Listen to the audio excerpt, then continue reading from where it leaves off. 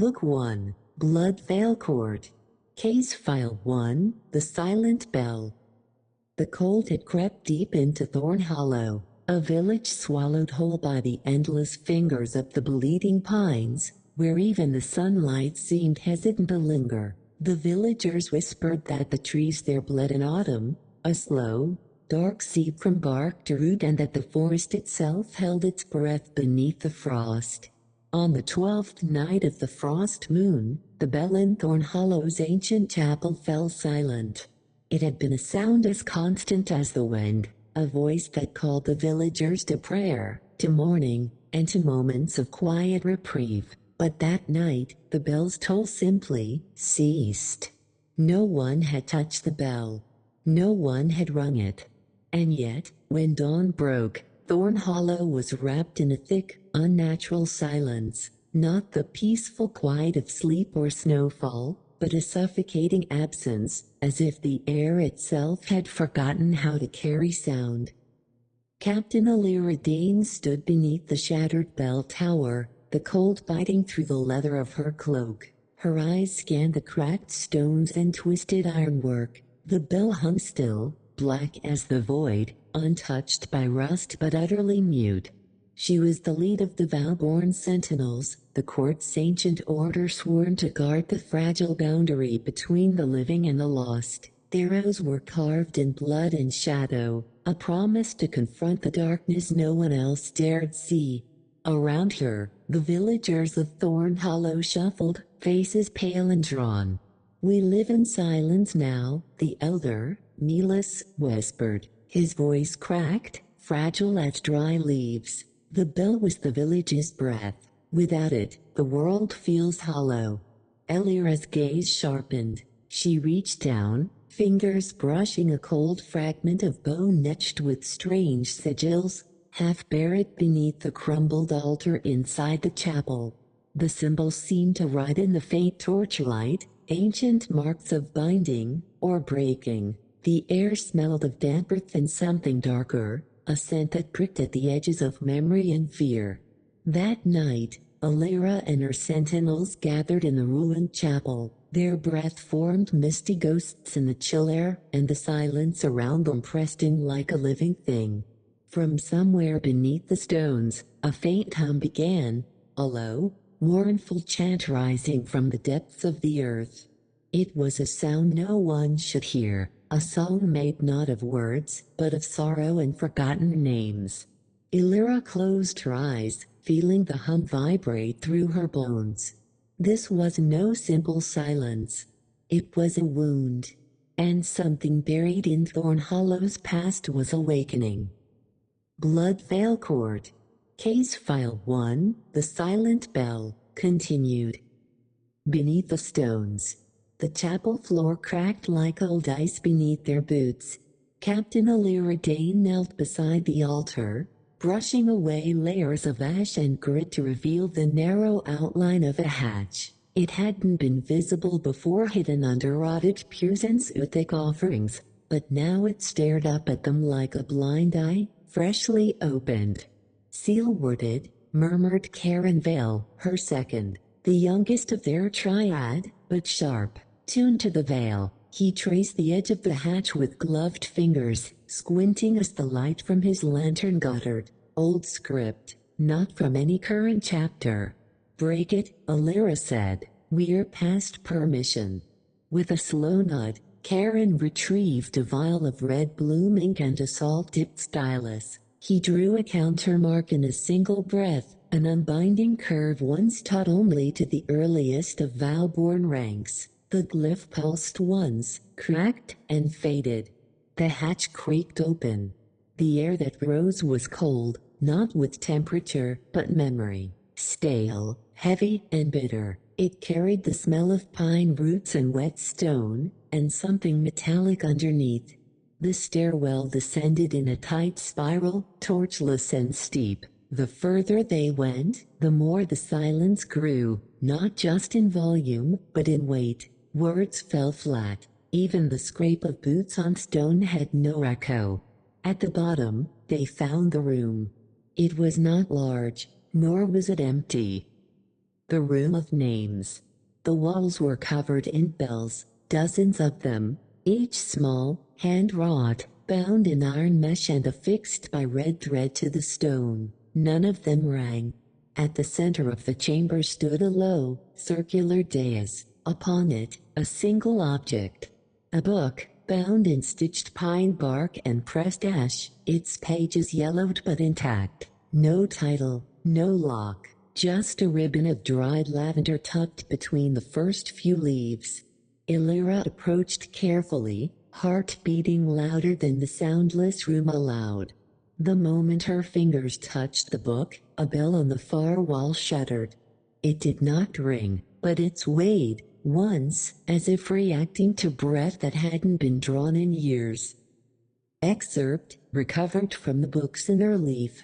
They took our names. They took the sound of them, so we buried them in bells, each child, each lost tongue, one bell, one silence. We rang them in dreams, so the world would not forget, but the dreams have quieted. The bells sleep too deep. When the last one wakes, so will we. Karen swallowed hard. This isn't just a burial chamber. No, Illyra said quietly, it's a warning.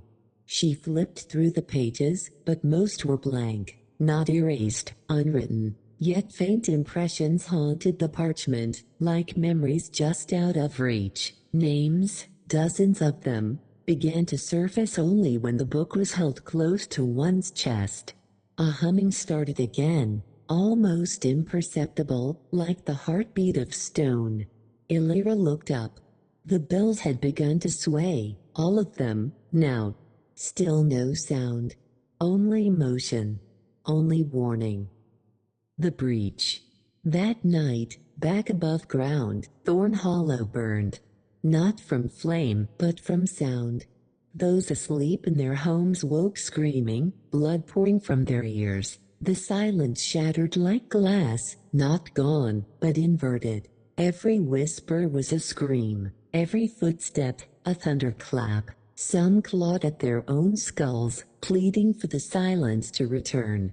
Illyra and her sentinels stood at the chapel threshold as the village fell into panic, and in the windless dark behind them, the bells beneath the floor finally began to ring. Not in harmony, not in memory, but in judgment. Blood Veil Court. Case File 1, The Silent Bell, Chapter 2, The Ones Who Never Knocked. Thorn Hollow, 1 day later. Smoke still curled from the shattered window panes. The bells had stopped ringing, but something worse had settled in their place, a kind of pressure, like the world was waiting to exhale. Sentinel Captain Illyra Dane crouched by a scorched doorframe, her gauntlet brushing the soot from a child's drawing burned halfway into the wall. Crude lines of stick figures, one with a bell in each hand, a smiling face, something scrawled beneath, in shaking letters. I remember now.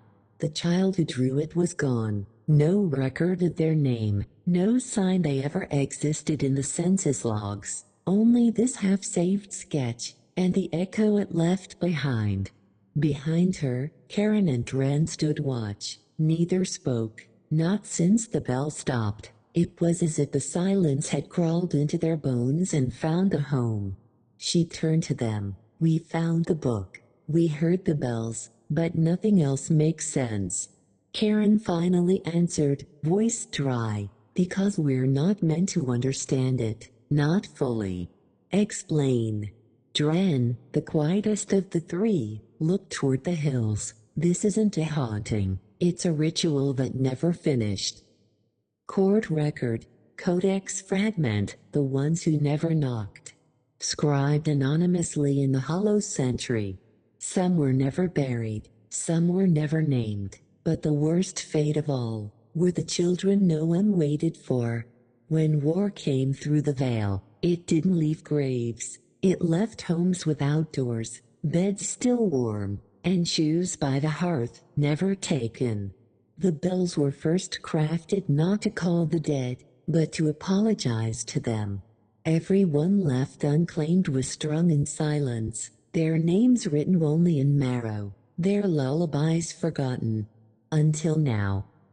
In the chapel again. They descended once more beneath the chapel, this time with the lanterns covered, and their voices bound with grey clipped veils. Ritual garments of the Velder sentinels, meant to suppress sound and bleed aura from the air around them. The book still lay on the dais, but now it was open. Names had surfaced overnight, scrawled not in ink, but in something darker, iron-colored, human. Each name pulsed faintly, a heartbeat in paper. Illyra reached forward. A whisper met her hand. "Say one, just one, let them knock." She jerked back. Karen stepped beside her, eyes locked on the book. "It's calling for a witness," he murmured. "A willing one." "No," Dren said, "not witness, keeper." That's when they saw the shape on the far wall. It hadn't been there yesterday, a small alcove, shaped like a cradle, carved of old stone.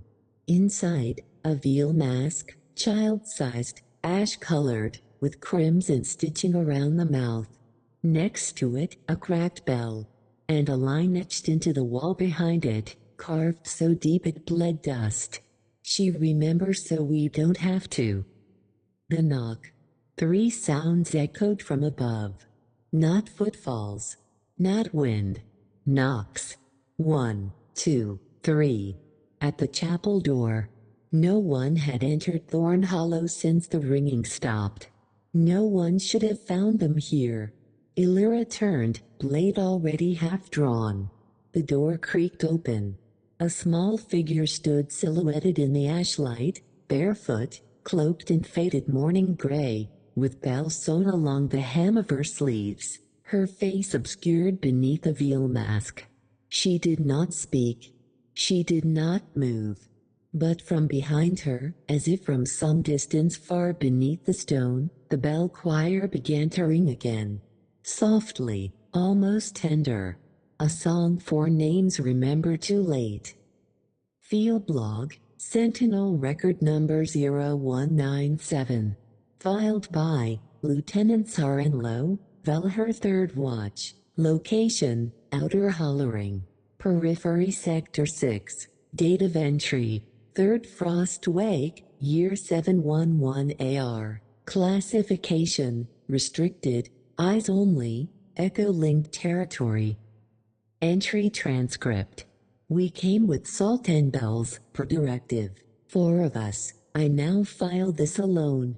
Perimeter sweep of Sector 6 revealed signs of surface distortion, frost-bent weeds and patterns inconsistent with wind or water. The reeds were braided, thousands of them, interwoven, human hair tied into the knots. No footsteps, no animal prints, but there was humming, faint, present even when ears were sealed. At second bell, Sentry Von approached the mirrored shrine remains. You'll remember the Halogalus relic we marked as dormant? It wasn't. Upon approach, the surface fogged over. Von said he saw himself smiling back, but not right. Lips moved before his own did. He said it sang to him. He said it used my voice. Then he said a name we couldn't trace in records, Lessa mine, not on our scrolls, not in local tomb lists. I ordered a fall back, but Von stepped into the shrine. He didn't scream, he just quieted. The glass cleared, his reflection was still there. We left an old bell hanging and sealed the perimeter with gray ash, no retrieval attempted. Final note. Command says the dead don't sing, but the veil doesn't lie. They're singing because we stopped listening. And someone, something, is keeping score. Lieutenant Sarenlo, last recorded field note before reassignment to Silence Ward. Chapter 3, The Choir That Waits in Mirrors. From the records of the Bloodvale Court, Hollowing Concordance, Year 711 AR. They say the dead do not sing. They say the wind only sounds like voices if you're lonely. They say cracked glass does not echo. They say children don't hum from beyond the flute line. They say a lot of things in the court, but they never say them twice. It began with a girl in a black smock, seen walking the salt flats just before dusk. Her feet didn't sink. The salt did not mark her. A fisherman watched her cross an inlet without disturbing the surface. When asked later what made him stare, he simply said, "She wasn't casting a reflection." He tried to look away, but his own reflection didn't. 3 days later, the mirror chanting began. Simple verses, all wrong in the mouth. No one could recall learning the words. No one could stop saying them. It started with children, mimicking tunes heard in dreams. Then the elders. Then the mirrors began to hum back. A woman in Hollering Market tried to cover all the reflective surfaces in her home. Silverware, lantern glass, basin water. Still, she woke to a lullaby she didn't recognize, sung in her late mother's voice. Her mirrors were intact, but her eyes were no longer her own. They belonged to someone forgotten. The Blood Veil Court issued a veil watch directive. Salt lines, bone-tuned bells, ritual muting. It was not enough. By the seventh dusk, the mirrors sang first. The choir was not a being. It had no limbs, no mouth, no name, only verses that did not belong to the living. They spread not by voice, but by memory. Not by touch, but by guilt. Each stanza was a key. Each rhyme unlocked something in the glass. The sentinels called for reinforcements from the Order of the Drenched Vigil, a nightly sect trained to walk flooded ruins and sound the old bells in drowned cathedrals. These were the ones who swore oaths beneath tide and moon, and who hung bones of the forgotten around their necks, so they would never mistake silence for peace. They entered the hollow chapel with silence on their tongues. They came back with songs stitched into their skin. None of the words matched any known tongue, but every child in Hollering knew how to sing them. The final report, half burned and sealed in the crimson wax, said only this: mirrors are not merely reflection, they are doors, and we have left them unguarded for too long. The choir does not ask to be heard, it sings what we forgot to mourn. Do not listen for it in your ears, it waits behind your eyes. Interlude, the Order of the Drenched Vigil. Compiled from field rituals, marrow oaths, and bone ledgers, Blood Veil Court archives, wet binding division.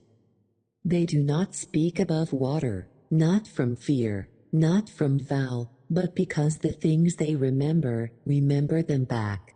The Order of the Drenched Vigil was founded in the wake of the Cinder Flood, when 7 cathedral towns drowned under a red tide that was not entirely water. Bodies were never recovered, graves went unsung, bells never tolled.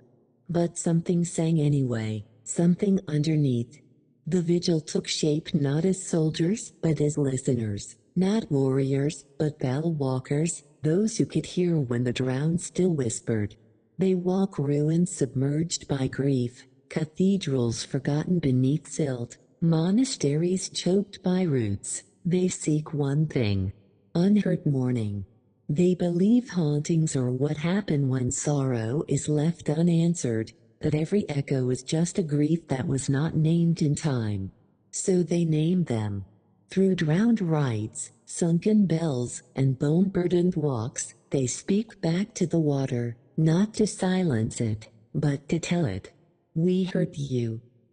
Symbols and signs of the vigil, drowned bell, carried in silence, never rung by hand. If it rings on its own, the vigil retreats. It means something beneath remembered its own name, the flute brand, a blue-black tattoo seared onto their tongues, a spiral that binds the bearer against speaking any false mourning. Lies rot the mouth, grief chains, strands of bone, tooth, and metal worn around the neck, taken from drowned bodies, each one a vow to remember a forgotten death, oath of tides, we walk where water swallowed the scream, we toll the bell for those whose lungs still echo. The drenched vigil reported to the Blood Veil Court only through wet ink scrolls, sealed in waterproof marrow tubes. All transmissions are read by Veil translators trained in echo-laden script. Most vigil members return changed. Some return humming. Some never dry again. Some die speaking only in bubbles. But all return with one certainty. Nothing drowns forever. Chapter 4, Beneath the Unspoken Water. Field Record, Drenched Vigil, Subdivision Grey Tide. Entry number 4 partial, water warped. Bell rang twice, no wind, no touch, only the sound of a door we did not open. The mirrors below still hold faces, none of them ours. It had been 11 days since the choir rose in hollering. The streets were cleared. Homes cleansed with ash salt, bells hung in every threshold, the court called it contained. But the vigil knew better. Water doesn't unsing. So they returned to the source, the drowned chapel beneath Bryn of Ford Hollow. The water was colder than the season allowed, it clung to the ankles like memory. The vigil stepped in one by one, each tethered by thread and oath, each bearing the chain of sorrow, tokens of forgotten children lost to flood and famine. The chapel below had no roof anymore, just ribs of stone pointing to the surface like fingers longing for sky. But the mirrors remained, black-backed, still, unbroken, dozens of them, lining the submerged altar walls. None should have survived the drowning, none should reflect without light.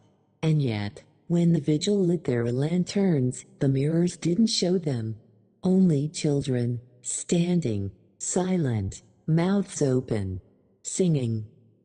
Field Record, Drenched Vigil, Final Addendum, found scratched into a salt stone rung above the chapel stair.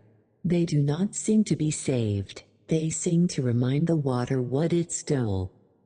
Chapter 4 ends with one vigil member missing. No trace, no scream, only a single grief chain left on a pew, still wet, still warm.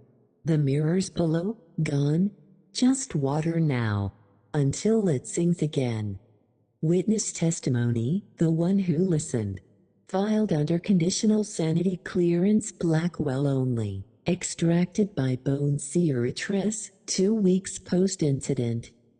They told me I'd imagined it. That water doesn't carry voices, that mirrors don't remember, that the dead, once unnamed, do not return for breath. But I know what I saw. I know what I heard.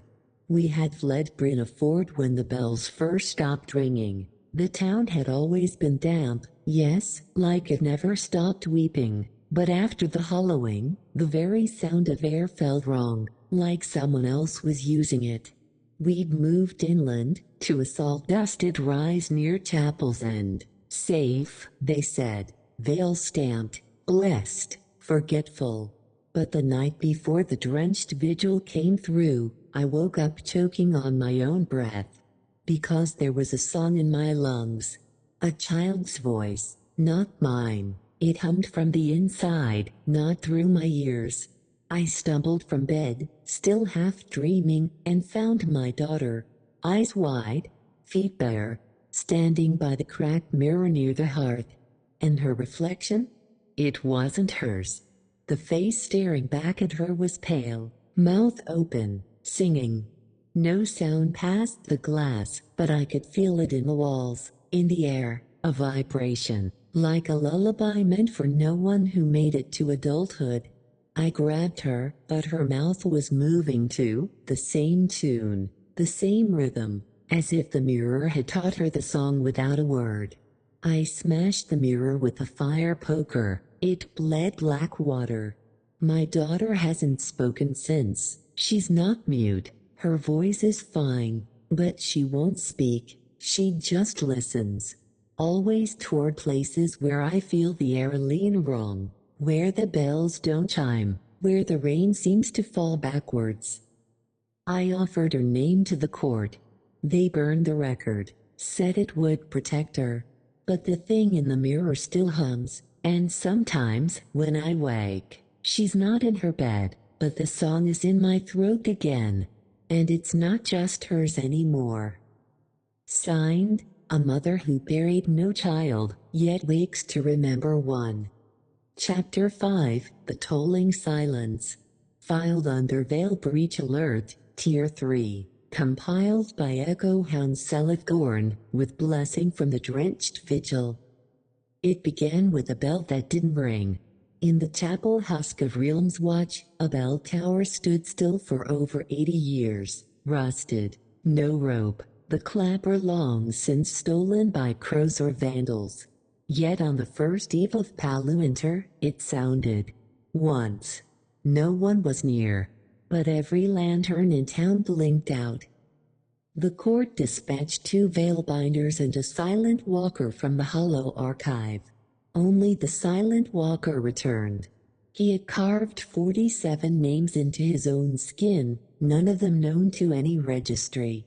When asked why, he replied, "Because the choir doesn't stop when the song ends, it waits for silence to make more verses."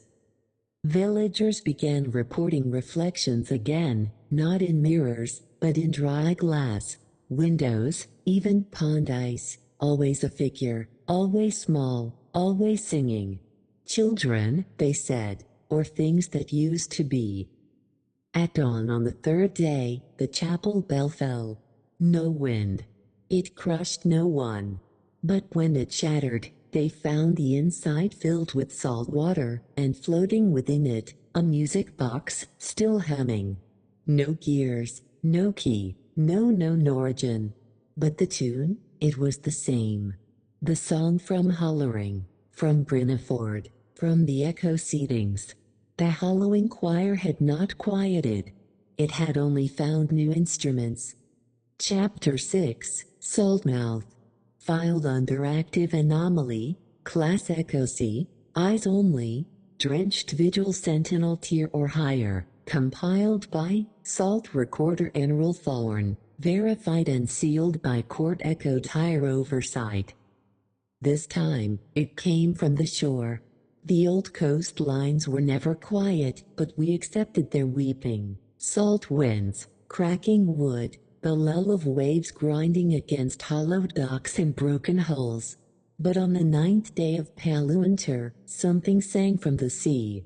Not in the air, not over water, but beneath it. It was only heard by one man, an old lantern keeper from the outpost of Lathmore Tide, name, Henrik Darrow, age 72, former court auxiliary, honorably discharged after a veil injury rendered him partially deaf. He claimed the sound came through the stone of the cliffs, not the wind, a voice that should not carry through bone. Not singing to me, he said, singing with me, like it was already in my lungs, and just wanted to come out. He kept a journal. His final entry was recovered during a sweep by the Drenched Vigil. Book? Journal of Henrik Darrow. Excerpt dated last Shorelight. They always said the sea buries things, but they're wrong. The sea does not bury, it remembers. Not like a person does. Not warm, not mournful, cold, deep, pressure-locked. I've heard the voices since I fell in 1933, when that veil breach took the bell crew. Thought it was a concussion, then a dream. But they're getting clearer. The song's not in my head. It's in the rocks. It's in the mouth of the tide. There's a cave behind the lower dock. I swore it was sealed, filled during the last storm surge. But I saw someone walk in tonight, a girl, barefoot, pale. Didn't leave footprints. Just salt. They found him the next morning, kneeling in seawater. Mouth open. Empty. Not dead, but hollowed. When lifted, his body expelled a full liter of brine, thick, algae-laced, no water source near enough to explain it. His eyes were dried completely, mouth filled with barnacle fragments, teeth missing. The song was still faintly audible, not from him, from the cave behind the dock. Anchor. Site report, Salt Mouth Ruin. Discovered sealed entrance behind collapsed dockwork. Signs of exposure to long-standing ritual, Bonchara lines, old vigil rope wards, frayed, iron teeth at entrance threshold.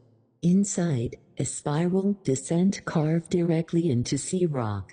Unrecorded, unmapped, unnatural geometry. Found embedded into wall, 4 children's teeth wrapped in red thread, singing faintly, only perceptible underwater. Confirmed, harmonic pattern identical to Halloween choir signature. It is not a new song, it is the first one, the lullaby they drowned in before the world learned how to grieve. Sentinel Cordain, drenched vigil. At the base of the spiral, there was no chamber. Just a pool, dark, still. Those who stood at its edge reported a reflection that was not their own. One whisper scribe stepped closer. She never returned. Her final note was etched into her own wax tablet, pressed into the stairs stone. She is not coming back, because she never left. She was the song, and we were only ever the silence. Chapter 7, The Bell That Sank Sideways. Filed under Restricted Echoed Hierarchive Access, Court Tag, Seabind Splinter Anomaly, VCL, 0007 Axial, transcribed from fragments of the Sunken Bellkeeper's ledger, retrieved by Sentinel divers. They said there were once 5 bells cast in the old tongue, 1 for each cardinal sorrow. They were not meant to ring through air, they were cast to ring through water. These were not church bells, not meant to summon, meant to warn. Only one remains above sea level, cracked, rusted, inert. The 4th sank sideways, not vertically sideways, through an angle that should not exist. Book? Entry recovered, Sunken Bellkeeper's Ledger. Page 17, waterlogged but intact. The water won't let it go, it floats at the wrong depth. We tried to dredge it, the wind refused to catch. I saw it move. Not dragged, not shifted, turned. The eye opened again today. I know it's not real, but I also know it blinked. Round push pin. Site, Delvine's Crook, Northern Reef Graveyard, long abandoned after 6 consecutive disappearances. Court officially marked it quiet. That designation has now been overturned. The bell floats 4 meters beneath the surface, suspended in a perfect sphere of air, inverted, surrounded by rusted debris that drips upward. Sentinel divers describe entering the radius as stepping into a memory of drowning that doesn't belong to you. Some cannot speak after surfacing. One screamed until blood came, another simply said, "It rang beneath me," but it was not sound, it was absence. Known phenomena, the sideways bell, axial slip, within 5 meters of the bell. Gravity becomes nonlinear, objects fall sideways, blood pools upward, water pulls in spiral pulses, the 5th note, divers report hearing a tone not accounted for in any known scale, not musical, mathematical, said to cause nausea, vertigo, or reference, witness collapse. Subjects who look directly into the reflection of the bell in disturbed water often fall unconscious. When revived, they speak languages only documented in grave records, veil response, shimmering appears over water when the bell pulses, not unlike auroras. However, the light bends inward, not across the sky. A recovered whisper script, carved by the last bell warden of Delvine, reads, "We sealed them in the dark beneath the bells so we wouldn't have to name them. Now they want to ring." A new passage was discovered beneath the reef cave system during this breach, ink black, lined with bones pressed flat into the rock. A single word is scratched in repeating pattern along the walls. "Listen, listen, listen." Those who passed the third repetition began to hum. They were unable to stop. One cracked their own jaw in the effort. The last living sentinel assigned to monitor the site left a final log. "The bell does not ring in defiance. It rings because no one stayed to mourn. The sea did not swallow it, we sank it. But it never stopped calling. It just waited until we learned to hear sideways." The Hollow Archive. Subfile, the Bell Wardens. Categorized under, Sealed Orders, Pre-Court Liturgic Law Maritime Veil Stewardship. They were never given horns, never trumpets, never saints. Only bells, and silence. The bell wardens were not clergy, not soldiers, not knights. They were listeners. Trained from youth to detect tone shift in sacred metals, taught to feel the difference between a bell tolling in grief and a bell singing in hunger. They were appointed not by kings but by thresholds. When a place no longer remembered its dead, and the water forgot to give back what it took, a bell warden was chosen to walk the shore and wait for the sound that shouldn't come. They did not pray, they did not plead, they noted. Because bells did not warn of danger, they documented what had already happened, and what was still echoing forward. Selected notes from the bell warden's initiate primer: "Year unknown. Comma, if it rings without wind, do not answer. Comma, if it calls with no tone, kneel, not in worship, in memory. Comma, should your own reflection blink, the bell beneath has learned your name. Comma, you are not a herald, you are not a martyr, you are the page before the screen." The bell wardens served in pairs but died alone. Only one was allowed to hear the final sound, what they called the last toll, to keep the song from passing into more than one skull. This ritual was called taking the chime. It is believed to erase all but the one name the bell remembers. Why were they disbanded? Officially, irrelevant, superstitious, outdated. Unofficially, because the last warden to take the chime drew the shape of a bell inside a man's heart, with no blade. The pulse still echoes. One final marginalia in the bell warden vault, written in mirrored script, unsigned. When the first bell rang, it wasn't from a tower, it was from the ribs of something that crawled out of a flooded grave, and it rang to say, "I was never buried." Chapter 8, Ash Without Flame. Witness record reconstructed from surviving Gray Requider lantern log. Subject, Echo Breach, Dryfield Crossing. Secondary tag, Red Echo, Hollowborn, name class withheld. The village of Dryfields Crossing had no chapel, no bell, only a burnt steeple and a mound of prayer stones, blackened with soot. For 3 years, it remained quiet. For 3 years, it buried no one. Then, the ash began to hum. Not burn, not smoke, hum. Children spoke of a girl made of soot who asked them if they remembered. One boy said she reached for his shadow, not his hand. Another said she walked backward but her face didn't. When the requiters arrived, all of the doorways were marked with a perfect circle in black ash, centered with a fingerprint not belonging to any living resident. In the town square, a single brass basin, filled to the brim with unburned wood. No fire touched it. But one of the requiters swore they heard it breathing. A phrase was found etched along every windowsill in soot. If we were never mourned, then don't call it silence, call it memory. Further echo analysis suggested the girl is not a revenant. She's resonance, a remnant of a grief that never took shape, now given shape by time and forgetfulness. She doesn't burn. She replaces.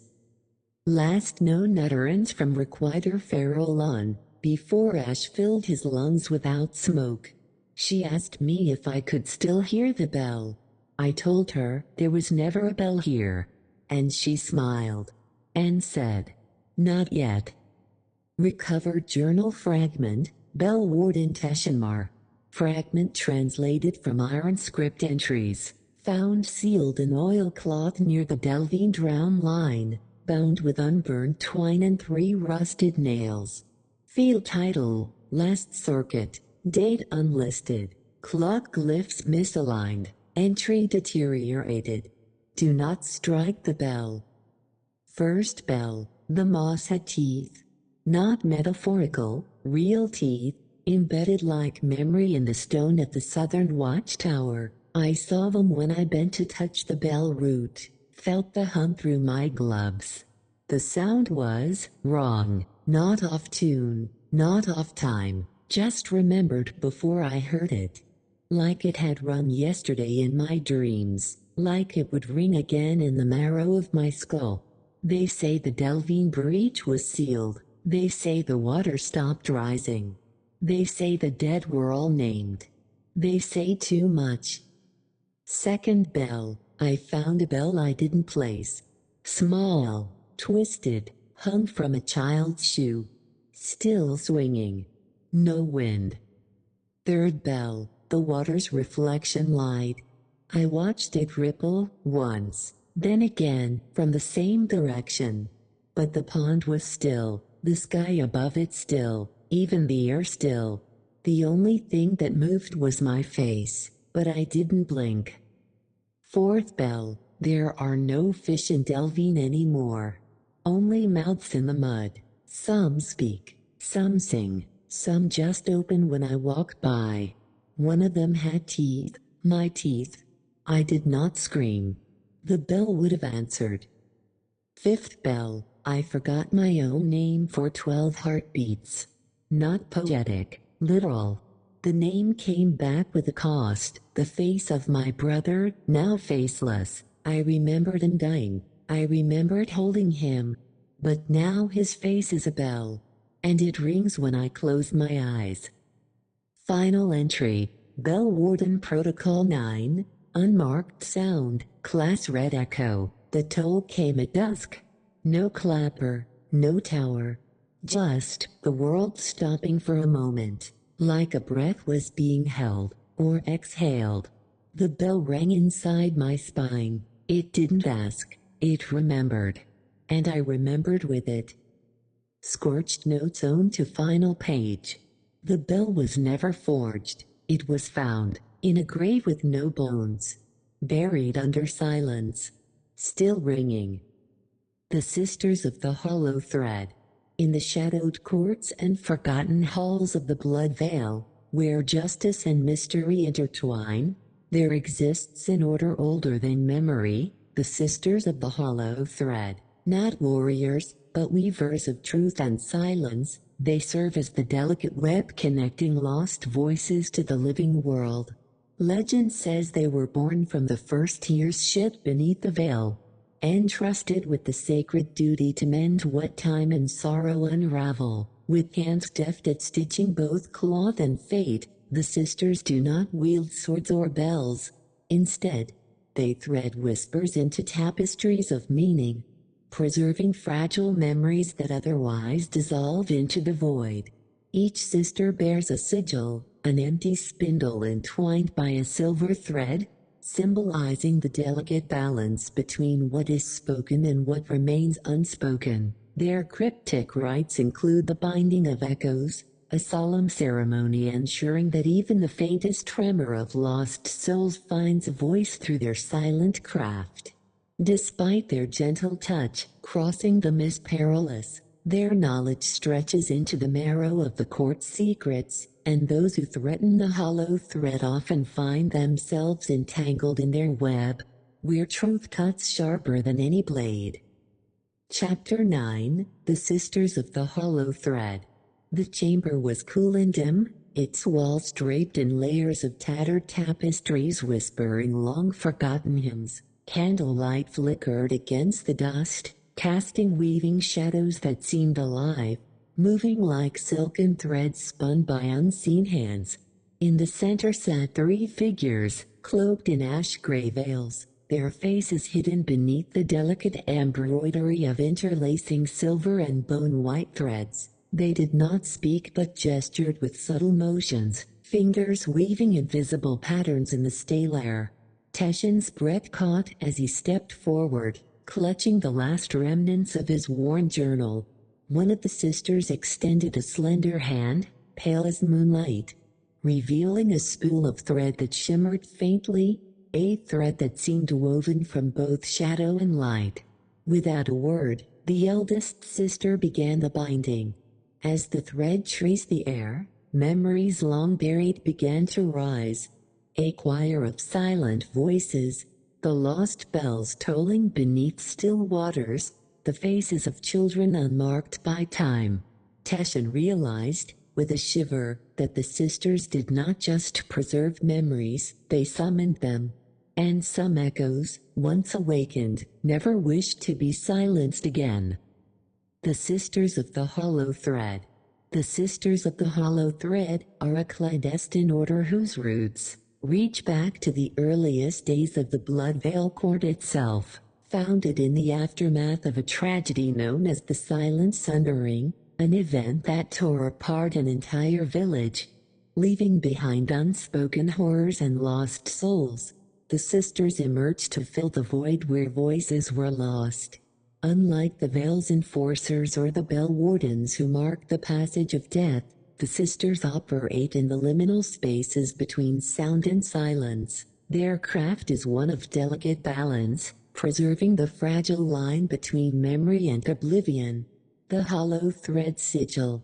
Each sister wears the sigil of the hollow thread, an empty spindle wrapped with a single silver thread. The spindle symbolizes the vessel of memory, the silver thread, the act of weaving lost stories back into existence. This sigil is more than ornamentation. It is a focus during their rituals, channeling their power to anchor echoes of the past in the present world. The Binding of Echoes. The most sacred ritual of the sisters, the Binding of Echoes is performed when a soul's memory risks being forgotten. When grief, trauma, or fear threatens to erase what remains. Using a spool of enchanted thread said to be spun from the very essence of twilight, the sisters trace patterns in the air and across relics connected to the lost. As the thread moves, faint sounds, whispers, songs, voices begin to coalesce from the void. This is not merely a summoning but a weaving. The fragmented echoes are stitched together into a tapestry of remembrance, granting the lost a voice and preventing their complete erasure. The Vale's silent guardians. While they do not bear weapons, the sisters possess subtle powers. Their silent gestures can unravel deceptions and reveal hidden truths. They are the keepers of secrets too delicate or danger is for open discourse. They serve as mediators between the court's harsh judgments and the fragile humanity beneath. To encounter a sister is to feel the weight of all the silences that ever were. Danger in the thread. However, the thread they weave is fragile and volatile. To awaken too much or too recklessly risks unleashing echoes that cannot be contained. Those who abuse the sisters' power find themselves haunted by voices that cling to the mind, unraveling sanity like loose yarn. The sisters' own vow is strict, to only weave what is necessary and to respect the silence that must remain, but the court's demands often push these limits. Chapter 10, The Thread Unravels. Teshin stared at the spool of silver thread, cold in his palm. The room's oppressive silence seemed to thicken with each passing moment, the whispered memories weaving tighter around his thoughts. The eldest sister's voice broke the quiet, not with words, but with a soft hum that seemed to vibrate the very air. "You seek truth within a hollow veil," she said, voice like silk unraveling. "But know this, some threads, once pulled, will not return to their place." Teshin nodded, swallowing the knot of fear rising in his throat. The other sisters began to trace the thread through the air, their fingers dancing like spiders weaving an invisible web. Scenes flickered before Teshin's eyes, faces of the lost, echoes of laughter and cries, the faint tolling of bells submerged beneath dark waters. But as the visions deepened, a chilling realization settled in his bones. The thread was fraying. Unseen forces tugged against it, threatening to tear the delicate weave apart. The sisters glanced at one another, unease flashing behind their veils. "We must act quickly," the eldest murmured. Suddenly, the chamber doors burst open, and figures cloaked in midnight armor, the court's enforcers, entered, their eyes cold, their purpose clear. "Teshin," the leader said grimly, "the veil weakens, shadows stir beyond the court's walls. We need the sisters' thread to hold, but it may cost us more than we bargained." Teshin's grip tightened on the spool. The hollow thread was no longer just a safeguard, it was the last tether between order and oblivion. The court's enforcers, the Iron Sentinels, clad in obsidian armor etched with runes that shimmer faintly with spectral light. The Iron Sentinels are the Blood Veil Court's most feared and respected guardians. They stand as both sword and shield against the unseen terrors that threaten the fragile balance of the veil. Origins and Oath. Born from the crucible of ancient wars between silence and sound, the Iron Sentinels took an oath that binds their souls to protect the veil at all costs and purge any corruption that seeks to unravel it. Their training melts martial discipline with arcane knowledge, preparing them to confront threats both corporeal and spectral. Unique arsenal. Each sentinel wields an old bell, a relic forged to silence corrupt echoes and bind malignant voices. When rung, the bell's deep chime can carve through maddening whispers and sever echoes that unravel reality. They wear soul seals, intricate leather earguards woven with soulclith, shielding their minds from the creeping madness of the veil's unraveling. Their mission. As the shattered silence encroaches, the Iron Sentinels patrol the weakening boundaries of the veil. Their steps echo through flooded chapels, ruined crypts, and sunken villages, desperate to hold the line where reality threatens to bleed away. The impending threat, the shattered silence. A darkness unlike any before has begun to spread, the shattered silence. This creeping corruption frays the threads of the veil itself. It twists echoes into torment, distorts voices into maddening cacophonies, and consumes memories until only void remains. Where harmony once held sway, now discord reigns. Legend speaks of an ancient rupture beneath the earth, a wound in the veil's foundation where forgotten horrors slumber, waiting to rise. The more the hollow thread frays, the closer this darkness draws. Voices once silenced now scream in madness, echoes of past tragedies bleed into the present, threatening to unravel the very fabric of reality. Seern, the Iron Sentinels enter the hollow thread chamber. The heavy chamber doors groaned open as the Iron Sentinels stepped inside, their armor faintly gleaming in the dim light.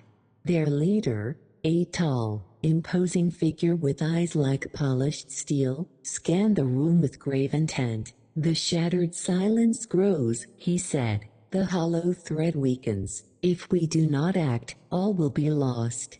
Teshin held the spool of silver thread carefully, its delicate weave suddenly feeling unbearably fragile. "What can be done?" The sentinel's voice was cold and unyielding, yet beneath it lay a flicker of something deeper. Fear, determination, the weight of inevitable sacrifice. "We will hold the line. We will protect the weave." But if this darkness breaks through, none will be safe. The sisters exchanged anxious looks. The balance they had fought so long to maintain was on the brink of collapse. Chapter 11, Fraying Threads. The cold air hung heavy inside the chamber, thick with the scent of damp stone and lingering shadows. The iron sentinels moved with measured precision, their footsteps muffled by centuries of dust and silence. Every glance toward the intricate weave of the hollow thread sparked unease. Tasshan's fingers trembled as he adjusted the spool of silver thread, the fragile lifeline between order and oblivion. The delicate strands pulsed faintly, yet unevenly, as if struggling to hold the weight of countless forgotten voices. "Do you feel it?" whispered Leora, her voice barely above the hush of the stale air. "The veil is thinner here. The echoes, they're restless." A low hum began to fill the chamber, rising in pitch like 1,000 whispered prayers and curses overlapping in an unbearable chorus. The null bells at the sentinels' belts vibrated faintly, their chimes barely audible beneath the growing cacophony. Suddenly, the chamber walls seemed to breathe, shadows stretching and twisting into shapes that defied reason. Faint figures emerged from the darkness, ephemeral children, their faces blurred, mouths moving soundlessly in a mournful hymn. One sentinel raised his null bell and rang it sharply. The ringing cut through the chorus, but instead of fading, the figures wavered violently, their forms distorting in anguish. "They are the lost," said the sentinel leader, his voice grim. "Voices never heard, memories never honored. The shattered silence feeds on their sorrow." Tasshan's heart clenched. If we can't soothe them, they will unravel the thread entirely. A sudden lurch rocked the chamber as the hollow thread pulsed violently. Silver strands snapped, releasing a shockwave that sent everyone staggering. "Hold fast," commanded the leader. From the shadows, a jagged rift tore open, a bleeding wound in the veil itself. Tendrils of darkness slithered forth, dripping with the void's cold hunger. The air grew heavy, thick with silence that screamed. The iron sentinels formed a protective circle, raising their null bells in unison. The bells sang a deep, resonant tone that pushed back the encroaching shadow, though at a cost. The air seemed to grow thinner, suffocating. Tasshan clutched the silver spool tighter, knowing the coming fight would demand more than steel and magic. It would require sacrifice. As the first tendrils of the shattered silence reached for them, a voice echoed from the far corner of the chamber, a soft, trembling whisper barely audible over the bell's chime. "Remember, remember." Chapter 12, The Whispering Veil. The voice was that of a child, or something that once was. Tasshan's gaze snapped toward the shadowed corner where the whisper lingered. "Who's there?" he called, stepping cautiously forward. From the darkness emerged a figure, cloaked in tattered robes that fluttered like smoke. Her eyes held the weight of ages, and her mouth moved to speak again, but the words fractured into silence before they could take form. The sentinel leader lowered his bell slightly. "She is an echo, bound between worlds, not fully lost, not fully present." The figure raised a trembling hand, pointing toward the rift where the shattered silence festered. "Threads, broken, must be sewn, before silence devours all." Tasshan nodded grimly. "Then we must act. The hollow thread is our last hope." The iron sentinels readied themselves. The battle to mend the veil, to restore the fragile balance between sound and silence, had only just begun. Chapter 13, The Echo Within Stone. The frost clung tighter the deeper they went. What passed for a road in this forgotten part of the lowlands had long since given way to moss-cloaked shale, and half-swallowed steps carved directly into the bone of the earth. Cold light filtered through slits in the canopy above, not sunlight, not moonlight, but something liminal. the kind of light that neither warmed nor illuminated, just revealed. Captain Riss of the Sentinels paused at the edge of a broken marker stone. Her gloved hand brushed the ancient etching half buried in mud. 3 rings, one inside the other. No inscription, no plan, no date. But she recognized it. So did the others. "It's true, then," muttered Inquisitor Hallen, the youngest of their 5-member advance party. "The drowned path still sings." Riz didn't respond. She was listening. Not to the wind, not to the silence, but to what lay beneath both. A deep, buried hum, just under the bones of hearing. Not sound, not exactly. Memory. She turned to the others. Masks down, blades sheathed, no metal drawn unless I give word. "Why?" asked Hallen. "Because if we disturb the stones," said Riss, "they'll start singing back." And in this place, songs didn't end, they echoed. Field entry, Sentinel Codex Red Veil Annex, Line Patrol 17. Location, Drowned Path Marker 41B. Date, Cycle 9, Moondim 2nd. Recording Officer, Captain Risalvar, Sentinel of the 3rd Fold. Clearance level, mirror sealed, eyes only. We have breached the outer perimeter of the ash-ringed steps. Stone markers confirm regional lore, undocumented pre-collapse burial rings, likely tied to hallowed rite traditions predating the Elder Courts. All 5 team members remain stable, though Inquisitor Hallen reports a dull resonance underfoot. We have verified the tone using standard-issue tuning forks, frequency inconsistent with ambient vibration, likely veil harmonic in nature. Warning issued, no metal contact with etched stones. Prior instances suggest friction or disturbance triggers mnemonic bleed. We are here to observe, not awaken. Markers appear older than any known Sentinel record. Some predate even the Crimson Eclipse calendar. Notable structure, a sunken altar just ahead, partially collapsed, buried in black glass growths. Vines do not grow here, no bird song, no return echoes. We proceed with no bells sheathed and prayers unspoken. If this log is found unsealed, assume breach, assume song, assume echo uncontained.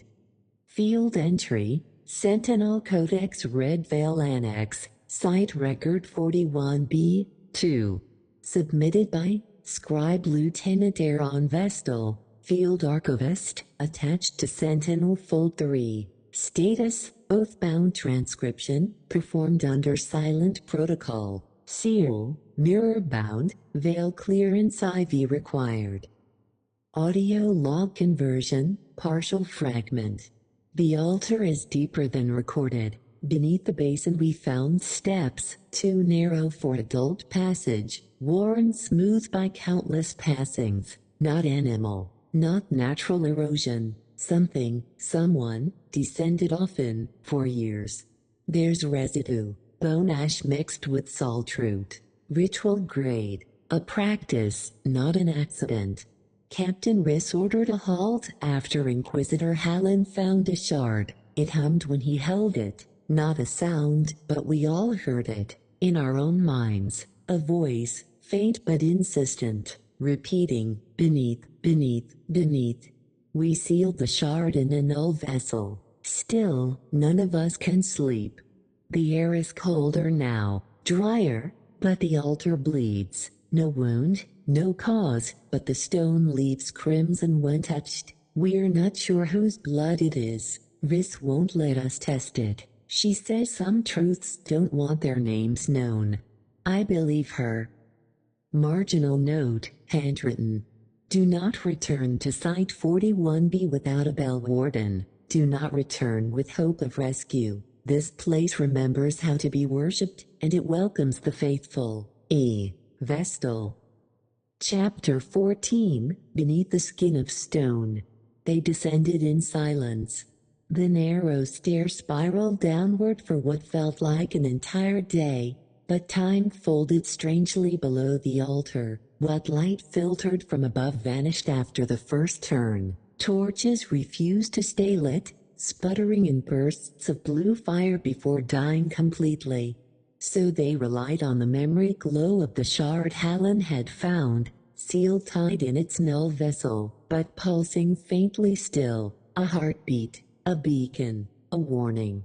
The walls grew wet, not with water, but something thicker, resinous, red. The air was sweet and cloying, like overripe fruit rotting behind a locked door. And then, voices. Not ahead, not behind, within. They didn't echo, they nested. Captain Riss signaled a halt.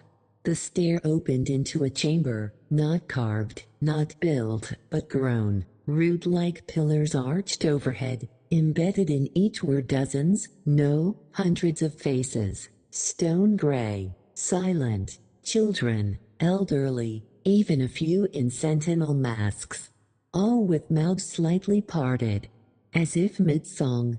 "What is this?" Hallen whispered. Scribe Vestal answered, though his voice shook. "An archive." Riss nodded slowly. "No, a choir." And as if summoned by the word, the air changed. Not wind, but vibration. The faces began to hum, ever so softly, and the shard in Hallen's satchel glowed brighter. He stepped forward, despite Riss's warning hand. The song grew louder. Words formed. Not spoken aloud, but placed directly into each of their minds like offerings on an altar. "We were buried below your remembering. We were the bones beneath your vows, and still we sing." The sentinels stood frozen, and the stone faces sang louder. Chapter 15 The Choir Below. Field entry logged by Sentinel Rock of the 8th Watch. We lost the light at 43 feet below surface. Null bells began to resonate on their own, low and slow, like harpied echoes muffled in mud. Warden Arlen drew the ward sign 3 times before his wrist locked. His mouth opened, but nothing came out. Not silence, not breath, only melody. They descended through the drowned chapel like shadows cast in reverse, not by light, but by memory. The walls wept, roots hung like forgotten hair from the ceiling, and the air smelled of wet ash and turned soil. Sentinel Rock led the trio, null blade in one hand, bell hook in the other. Behind him, Warden Arlen muttered charms, though none stuck. Behind Arlen was Scribe Belen, new but sharp, too sharp. She was the first to notice the blood. Not fresh, not pooled, but smudged across the wall in finger-width strokes, spelling the same phrase over and over. "We are not gone." Ellen traced the edge of one line, lips moving as if to speak it. Rock caught her wrist before she could. "Don't read them," he whispered, the walls listening. Arlen lit the second veil lantern. It flickered, then burned blue. Then the humming began. It was quiet, at first. Not words, tones. Childlike, but not childish. Soft and wrong, like lullabies sung underwater. The sound came from below, or inside, or both. The null bells hanging from their belts began to tremble, then ring. Field entry fragment, unknown author. They weren't singing to us, they were singing through us. Down the stairs they moved, slower now. The deeper they went, the more the air shifted, thicker, heavier, not in weight, but in grief, the kind that settles behind the ribs, the kind you don't know you carry until you stop walking. That's when they found the first mirror. It sat on a stone pedestal, perfectly clean, though no hand could have touched it in years. The frame was carved with children's names, none of which matched any known registry. Ellen stepped forward. Rock tried to call to her, but his throat clenched. No sound escaped. Arlen reached for her shoulder, but she didn't move. She was mouthing something. Then tears, silent, streaming down her face as if remembering a grief she had never lived. Then her reflection moved, not mirroring, not lagging, responding. We remember you. The words didn't come from the mirror, they came from behind them. The hallway had vanished, the stairs were gone, only water remained, rising slowly around their ankles. The choir sang louder, and something walked from the other side of the mirror. Only Rock returned. The others were listed as Vale lost. He carried no weapons, no bells, only a music box, soaked and humming softly. When asked what happened below, he wrote only this. There was no hymn, not really, only memory, and memory always wants to be heard. Chapter 16 Bell Warden's Toll, Court Action Transcript. Logged, Bloodvale Court Hall, Winterdeep, 4th Cycle. Attending, High Magister Theron, Vale Scribe Mullen, 2nd Rank. Bell Warden Ithran, Order of the Gilded Tongue. Witness, none, absent. Guard presence, doubled per protocol. Transcript begins. Magister Theron, Bell Warden Ithran, you stand before the court under Thorn's silver clearance to provide testimony concerning the recent breach tied to Sentinel Rock's return from Brynaford Hollow. Do you understand your oath? Bell Warden Ithran, I do. My tongue is bound, my breath witnessed, my name unblessed. Scribe Mullen, confirmed.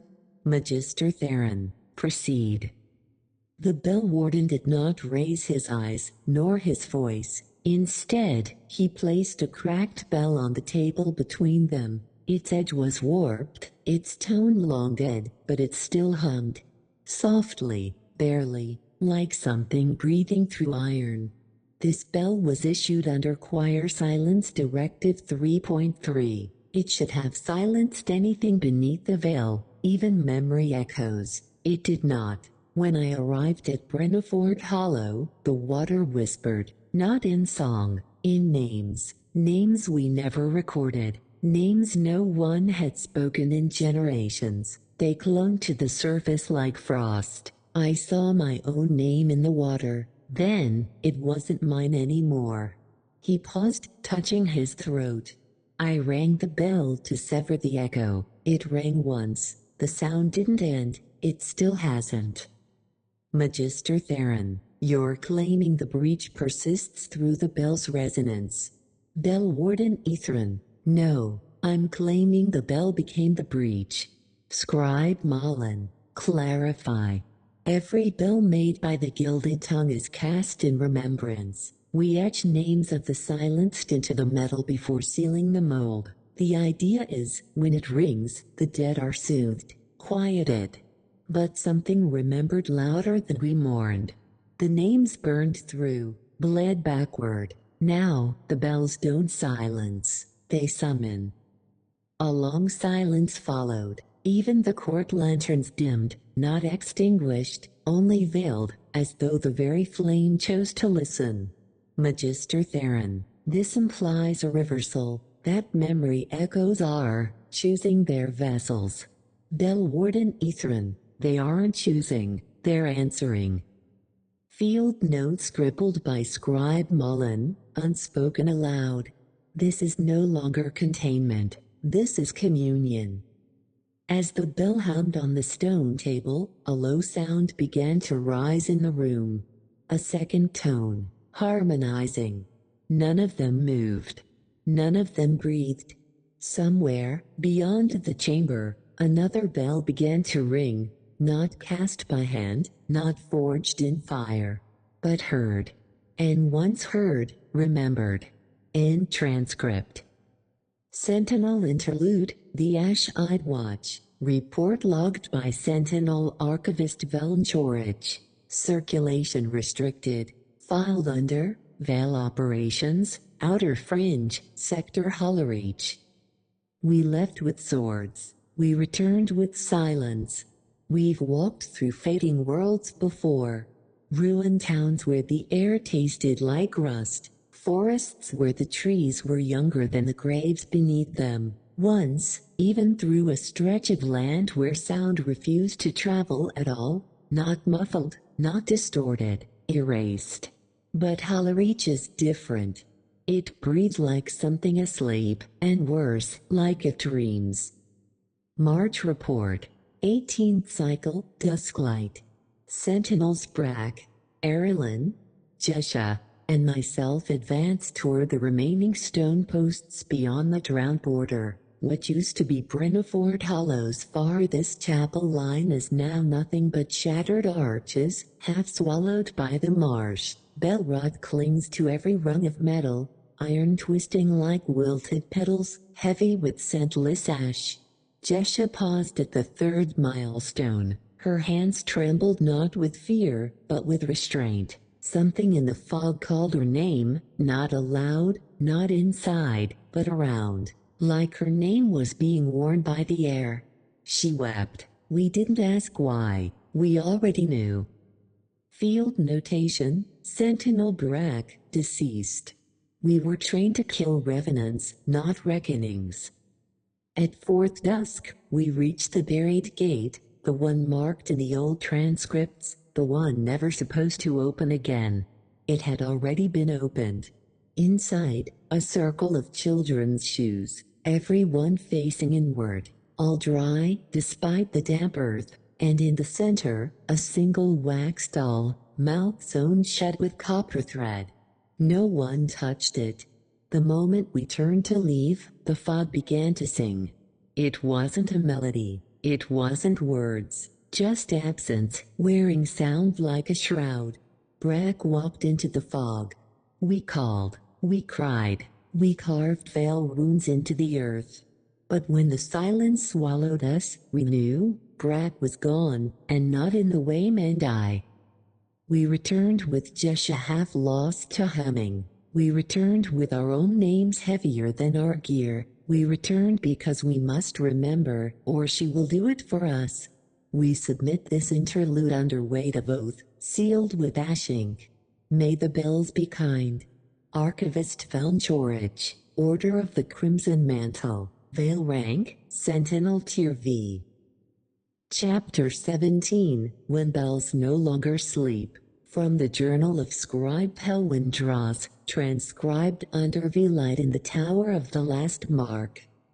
The bells began to stir on the third dusk after the sentinel's return. Not ring, stir.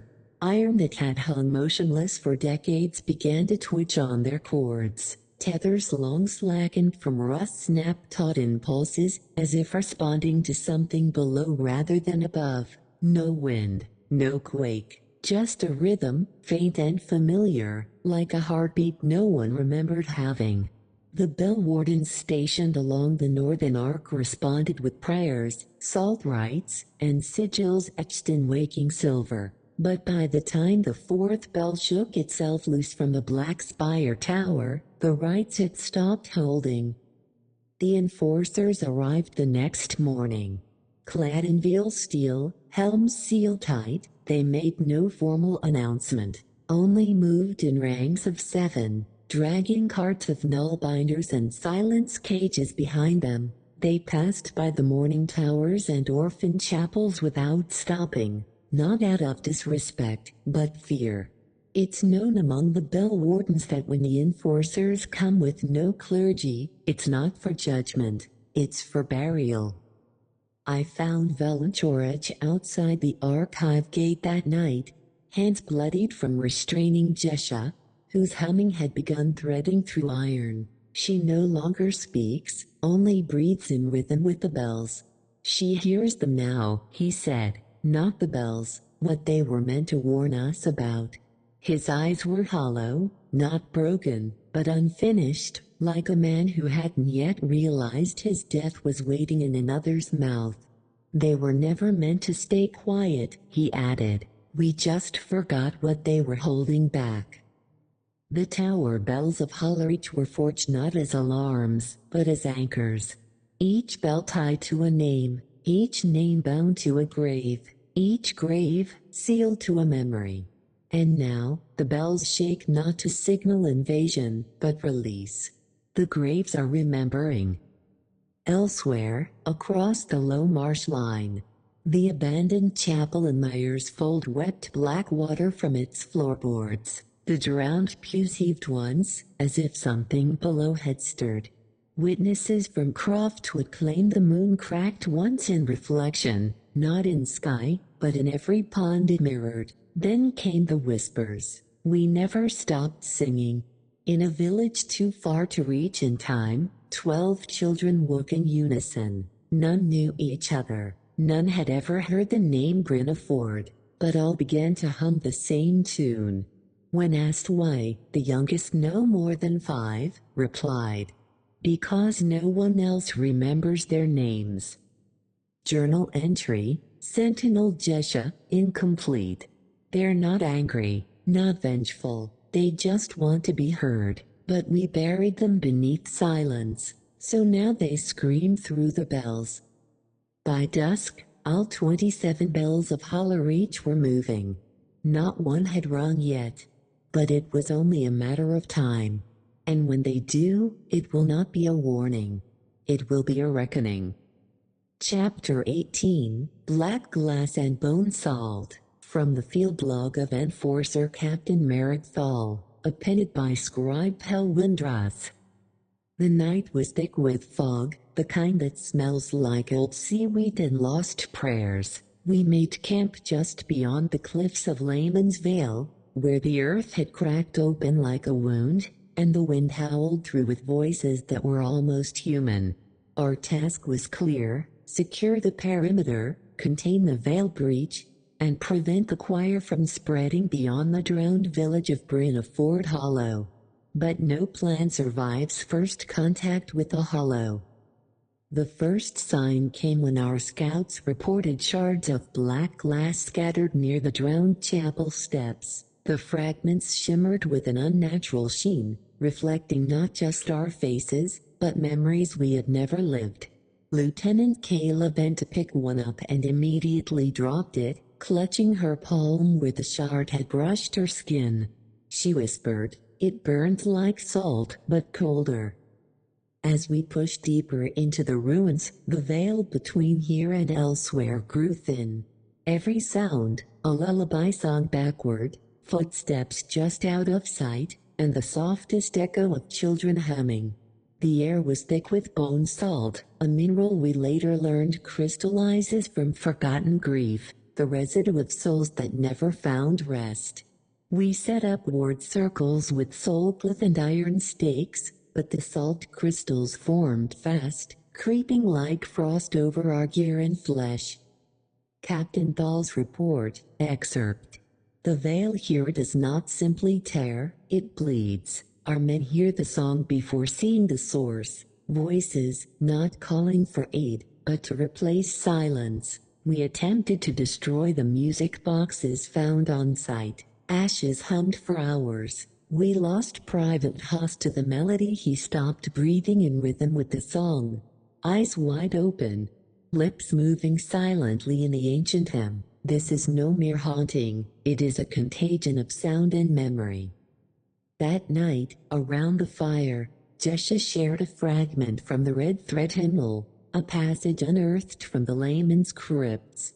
We were the ones beneath the pew, the ones who knocked, but none came through. You built your chapel out of bone, but left us singing here, alone. Her voice trembled as she finished. We were never silent, she said. We were just never heard. At dawn, we found another music box on our camp cot. No one had placed it there. It was wound open, empty of water, and when I lifted its lid, the familiar hollow choir filled the air. We're running out of defenses. Field note, Scribe Hel Windras. This mission is no longer about containing echoes, it is about confronting what happens when silence breaks. The bell wardens have called for reinforcements, the sentinels sharpen their blades, and the enforcers prepare for a war none wanted to fight. But the hollow is singing, and the world is listening. Chapter 19, Veil Walkers and Forgotten Names. The mist still clung to Layman's Vale when the Veil Walkers arrived. They moved like shadows carved from smoke, robed figures with hollowed faces beneath deep hoods, their footsteps silent on the damp earth. The Bellwardens called them Veil Walkers for their uncanny ability to thread between realities, slipping through the fragile cracks of the hollow. Captain Thaw met their leader, a woman named Sylvine, whose eyes gleamed like twin lanterns in the dark. "You cannot fight the hollow with steel alone," she warned. "It is not flesh you battle, but absence, the forgotten, the unheard, the lost." Sylvine explained that the Veil Walkers had long studied the echoes, fragments of souls caught between life and death, trapped in the liminal spaces where memory falters. "These echoes are hungry," she said, voice like wind over dry leaves, "not for vengeance, but for names, for acknowledgement. Each voice you hear belongs to a child who was never spoken for. Until their names are reclaimed, their song will never cease." Her gaze fell on Jesha, who clutched the red thread hymnal close. "You carry their verses, the words that tether their souls, but what of their names?" The realization settled like a stone in the pit of the group's stomach. The music boxes, the humming, the lost voices, all were manifestations of a silence deeper than death. Sylvine offered a solution that felt like a whisper of hope and a curse in one. A ritual to recover the lost names from the Veil's depths, but it came at a price. To speak their names aloud is to invite the Hollow's gaze, she warned. The boundary will thin further, the echoes will awaken fully, but without this, the choir's song will drown us all. Captain Thaw weighed the risk. The enforcers, battle-worn and weary, needed more than weapons, they needed answers. "We'll do it," he said, voice low but resolute. "Because if we don't," Jesha added, "the silence will consume what little is left of us." That night, under a waning moon, the Veil Walkers and the Enforcers gathered around the cracked altar of Layman's Chapel. Sylvine began the incantation, her voice weaving through the fog like thread through a loom. Names spilled from the shadows, whispered, mourned, remembered. And the air filled with faces emerging from the mist, children with hollow eyes and lips trembling with long-forgotten words. The choir fell silent. But the silence was not peace. It was a breath held, waiting. And Chapter 19. Chapter 20, The Breaking Veil. Dawn was a brittle thing, sharp as broken glass. The chapel ruins lay quiet, the fog retreating like a wounded beast. The names had been spoken, the children's faces had flickered into being, the choir's song had ceased. But the cost was written in the stillness. Around them, the air shimmered with a subtle tremor, like the veil between worlds was thinning, frayed at the edges. The lost voices had returned to silence, but something darker was awakening.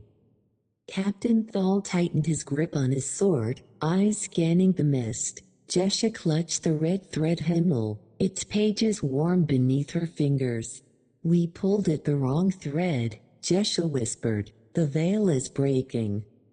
Suddenly, the ground trembled beneath their feet. A cold wind rose, carrying with it the scent of ancient decay and something far worse, anticipation.